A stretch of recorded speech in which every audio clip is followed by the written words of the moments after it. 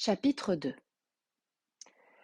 Mais, le lendemain matin, en se réveillant, la première chose que voit le loup, c'est ce garçon, debout devant son enclos, là, exactement au même endroit.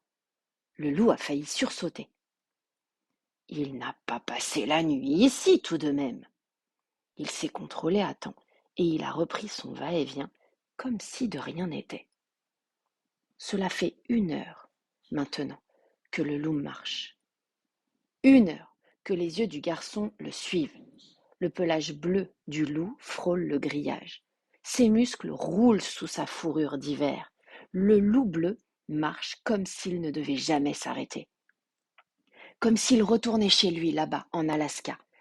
Loup d'Alaska, c'est ce qu'indique la petite plaque de fer sur le grillage.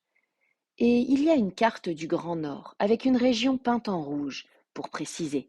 Loup d'Alaska, Barren Lands. Ses pattes ne font aucun bruit en se posant sur le sol. Il va d'un bout à l'autre de l'enclos. On dirait le battant silencieux d'une grande horloge. Et les yeux du garçon font un mouvement très lent, comme s'il suivait une partie de tennis au ralenti. Je l'intéresse donc tant que ça? Le loup fronce les sourcils. Des vaguelettes de poils hérissés viennent mourir au bord de son museau.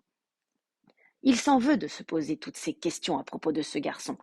Il avait juré de ne plus jamais s'intéresser aux hommes. Et depuis 10 ans, il tient le coup. Pas une pensée pour les hommes, pas un regard, rien. Ni pour les enfants qui font les pitres devant sa cage, ni pour l'employé qui lui jette sa viande de loin, ni pour les artistes du dimanche qui viennent le dessiner, ni pour les mamans idiotes qui le montrent au tout petit en piaillant. Voilà, c'est lui, le loup. Si t'es pas sage, t'auras affaire à lui. Rien de rien. Le meilleur des hommes ne vaut rien.